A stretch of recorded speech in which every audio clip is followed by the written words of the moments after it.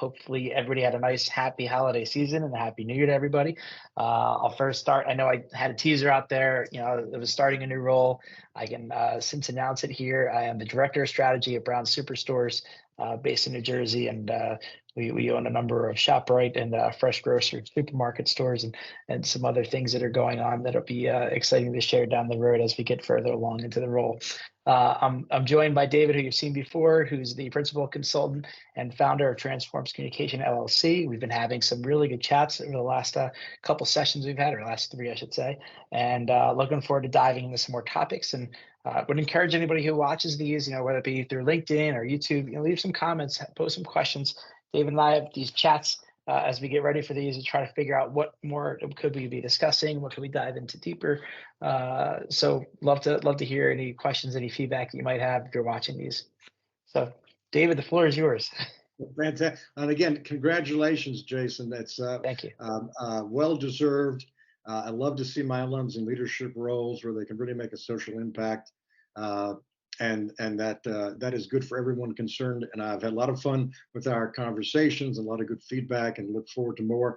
And I think it's only appropriate, having covered some of the fundamentals of change management and as a discipline, and defined some terms, and then talked about two key success factors: communications and shareholder, I should say stakeholder management, that we talk about leading change specifically with your new role and questions that have been coming up from social media. So I just want to spend a moment or two talking about some key concepts that are best practices in leading change, and then we can have our conversation and throw out some scenarios for that. And by leadership of change, I'm thinking about the traditional thought of that is that of being a sponsor of the change. And that is typically how we define it. If you're a leader in an organization and you're a sponsor, of course, there are many other leaders in the organization, including those who have a financial responsibility for it, who have it in their performance reviews and such. The change team itself will have leaders. So my comments will address several of those different roles, but they're all under the leadership rubric. And so let's talk about sponsors, which is what we traditionally think of when we talk about leading change, and that is someone in senior leadership who has as their remit the overall success of this change initiative. My coaching there, as you might imagine, is to be visible with the change, to be an early adopter of the change, so that people see that you're going through it as well. You're going through it as well, and though you are a real nexus of information in the company, even it's simply as the emailing that you're doing, the platforms you're using for internal and external messaging may be changing, but that you're going to be an early adopter of the change, and that'll be factored into the change plan. So sponsors should be visible. Sponsors should be early adopters. Sponsors need to have a story. We talked about the power of narrative in some of our earlier conversations, that we want to make meaning. I think that's the key. Underscore that a few times. Leaders make meaning for the organization and its employees and all of its stakeholders. And you don't take that for granted, and you don't make assumptions. So something is happening or something will be happening. Well, I'm going to make meaning of it. And the strongest way to do that is through an actual story or a narrative, where an origin story of a company, or where a company is moving to in its next iteration, that sort of thing. But what's the story? Often it comes straight from the customer experience, which I know is a big focus of yours, Jason, on the customer experience side of things. So a story that has to do with basically, why are we making this change? How do we know that it's the right thing to do? And yes, we have numbers to back it up. Yes, it's a financial decision, but as we talked about earlier, the real change management is really about the people side of change. And people need the numbers, of course, but people want to hear the story. They want to hear the impact. They want to be able to visualize it, think about it, internalize it. So those three aspects, the third of leadership is, what's the narrative? How can you weave the story of the company into the change? And you better be able to, or you're not making the right kind of change. if you can't connect those dots. So that's from the sponsor's perspective. Then we also talked on an earlier taping about a change advisory council that I recommend, that I typically will set up, and Transform Communications will set up in an engagement, which is a group typically of frontline supervisors and managers, people who are customer facing, close to the problem, close to the issue at hand, and who are basically nominated by their peers to be in that team because there are influential people in the organization. And we may remember from our last conversation that this team reports directly to the change sponsor. There's no filtering of the information. They meet directly on a regular basis as if they reported to that person. And this has nothing to do with functions and titles and org charts. It has to do with connecting directly a team that is charged with championing the change and getting early feedback on its success. And by success, I mean every milestone along the way, to the sponsor of the change.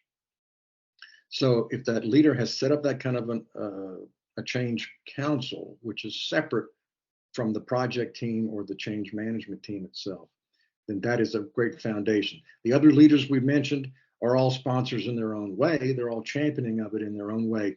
The difference is that the leaders will speak to the strategy, connecting the dots, telling that larger story. And as we might imagine, the change leadership and the project manager is going to do the tactical side, is going to talk about implementations, is going to track the day-to-day milestones and the success of the initiative. The senior leaders track the major milestones and make sure that that topic is on the agenda for every meeting. Let me conclude by saying that one thing that I've seen in my personal experience that I coach clients not to do, and that is to make the change into some big alien sort of initiative. And we like to I've been in organizations where we went through each state in the union. We went through and called, we had Project Missouri and Project Kansas and Project New Jersey, because I guess that's what you do when you have a big change project. You call it something, and you meet behind closed doors, and you have limousines parked out front with the attorneys, and I've seen that literally happening. And number one, right? And number one, people are saying, well, what's all that? That must not be what we're doing every day, because it's something strange and different. And why won't you tell us about it? And you're going to spend 18 months doing this, and then you're going to send us an email saying, gosh, here's the change. Yeah. And get with it. Monday morning, get with it. Well, so what we're saying is, the change, even if it's a huge change initiative, should be seen as part of doing business. It's just a larger project, but it's not this alien project that has to be whispered about and wondered about. And why aren't people doing their day jobs? Well, it is your day job.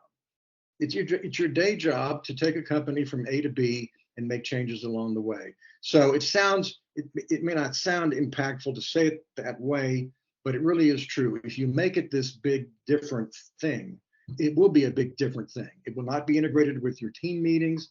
It won't be promoted internally as it should. It won't be in the channels of communication, because it'll all be separate. It'll be a separate thing over there. And as long as it's a separate thing over there, you're not going to get the buy-in. And that may seem obvious right now on this conversation, but I guarantee you, if you're assigned a team and you're in there with the attorneys and you're in there with the IT organization, and your head's down trying to make a difference, you're going to find yourself 18 months later wondering what happened. And your own coworkers and colleagues won't know what's happening. And then somebody will say, hey, Jason, it's time to make the change. And here you are. And you tried to do the right thing along the way, but you bought into that mindset. So, yep. Okay. So but I think those are some really underpinnings of strong leadership and change. A couple things I was just jotting down some notes on that I wanted to get your opinions on. The first one is, you talked about reviews and with the employees, and I'm just curious because several organizations I've been in, they've got their template, they follow through, good, bad, and different. Are there any resources that you happen to like a lot? Like if we have someone watching this, or even for myself, quite frankly, that you say, hey, I really like what these folks have done. laying out a comprehensive review that will drive some meaningful change and hopefully stimulate some introspective thinking. Because what I've found in almost every single organization, with the exception of one, is that the reviews were all like, met expectation, checked on the box, and maybe there was a sentence or two general feedback, but there wasn't a lot gained from it. It was just a formality and going through the motions. Whereas one industry, or one firm in particular, where I felt like, wow, like they had a very candid conversation. I did great in some areas. I needed to elevate in other areas. And I left that meeting feeling like I had an action plan. I knew what areas I could improve upon. And I've always had the mindset of like, I don't know everything. I'm not going to know everything. So, you're not hitting me in a place that I feel completely uncomfortable. I got to feel comfortable being uncomfortable. So that's my mindset. I know not everybody shares that, but if there's any type of resources that you would recommend, love to hear it. No, that's a great question. So I'll answer it this way. I don't have a particular, I don't have a vendor or some sort of program that way, but I do have a template that we at Transform Communications use for evaluating, and this is an important point. There are really two aspects that you're evaluating in a change initiative. You're evaluating, of course, the success of the change. Many organizations actually don't do that. They don't really do that at all. They make the change. They hope it's what they needed to do. Not that they're not tracking the finances and such. I didn't mean that, but they're not genuinely saying we changed from A to B. Did we really succeed? Yeah, we got people to do something differently. Yeah. Because well, I might have to. Right. But so that's number one. So the template has two broad pieces. The first is, did the actual change initiative work? And I don't just mean because we implemented a new piece of technology and because you can't use the old one, it must be working because you made the change. That's not success. But the other piece that we even less seldomly do, and that is to evaluate the change team. And by that I mean the advisory council, the change manager that you bring in or consultant, and the project manager. Any of those teams that drive the change initiative should be evaluated on their success to make it happen. And that's two different aspects. The team can do everything it was asked to do and the change not work. It could actually happen the other way. We talked about how 70% of all major change initiatives fail, or at least in the sense that they don't achieve 100% of their objectives. So my first coaching on that, Jason, is it's a two-part evaluation process. Evaluate the change itself and evaluate the people that are driving the change and as an activity. And that alone will get you in doing two best practices that most companies do not undertake. All right, I'm taking notes over here. All right. So the other thing that I've been talking about with my team here on some of the changes we're making is taking the Steve Jobs approach. And this stuck out to me. I had a previous COO that said, Steve Jobs is the type of guy, he created something that he felt people would want. He didn't necessarily ask people what do they want because they don't know what doesn't exist. And so with that being the theme that I've had on my end, and you're talking through some of this, and you talk about how leaders are making meaning and helping to drive the understanding of that change. What suggestions, if any, might you have that come to mind with regard to getting people to see the value in doing something that might seem untraditional in the sense that other folks in that space aren't doing it? So they've got to not only say, okay, there's change coming, but this change doesn't make sense to me, and I've got to have blind faith essentially in the team that's saying this is the change we have to make. So I'm curious how you address that type of situation. Another great question, and it reminds me of Henry Ford, famously much earlier than Steve Jobs, of course, but Henry Ford, who introduced mass manufacturing to the U.S. with the Ford Motor Company, has famously said, if I had asked my customers what they wanted, they would have said a faster horse. Yeah. there are times where you do have to be a visionary. In that sense, we talked about Steve Jobs. Yes, he basically created demand. Is another way to say that. He created demand that didn't exist, and he had the instincts to do that and the talent and teamwork behind that to get it done. So I think the broader question for us in coaching leadership and change is how do you make it real for people who either, again, haven't experienced this in their industry, perhaps ever. Most things in life are not totally new, of course. And one way to do that is with we talked about early adopters, but of course you can also have beta runs. You can test the concept, have proof of concept in an organization, in a subsidiary of an organization or a team, and scale it up. And that way, and make it into a real fishbowl experience where people are looking in from different functions, and that's important. This is not just IT or engineering or whatever the functional team is that's driving that change. It is all the functions in the organization, sales, marketing, all the core functions, and they all have a representative looking in. And then again, it gets back to the story. Now, why are we doing this? Well, it could be that the customers said, hey, you're the last group organization that's put this in, so let's do it. Or it could be, as you say, your leadership has a vision, and the vision is we can leapfrog the competition and provide a product or service that the customer hasn't asked us for because they're not aware that we're even able to do this, but we have a new approach that we can take. So let's do it on that smaller scale, bring in a particular client. Maybe it's a long-standing client that you have a great relationship with. And of course, they do the same thing. They take a chunk of their business operations and as the client.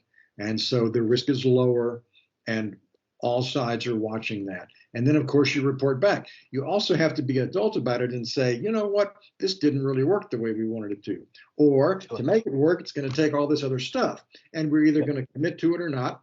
And we're not just going to let our ego get the best of us and say, oh, well, because we already spent 12 months and 10 different people dedicated to this, we're just going to make it work. And of course, that would be foolish, but people's ego does get in the way sometimes. So that's a way to de-risk some of that and make it visible and as a proof point. And then you go through what I'd call the typical change plan process. Absolutely. Makes sense to me. Oh, I appreciate that. Yeah, outside of that, I didn't have any other questions that jumped out. Those are the two that I had for you. Well, Jason, I'm excited about the next time around. And again, I will add to what Jason said. Everybody that's been joining us today, do share us what topics as we go down the change management journey. I'm excited for that. And Jason, again, congratulations. The very best of the new year to you and all your clients, internal and external. Excited for all the good things that are going to be happening. Absolutely. And I'll have to include some of your contact information too, because some of the folks are seeing this through my profile and not through yours. I want them to be able to contact you in case they feel like they'd like to have you and your company services over at their organization. So great. As always, I appreciate the time, and I hope you have a wonderful day and even better year. And we'll be connecting soon. Thanks, Jason. Thank you.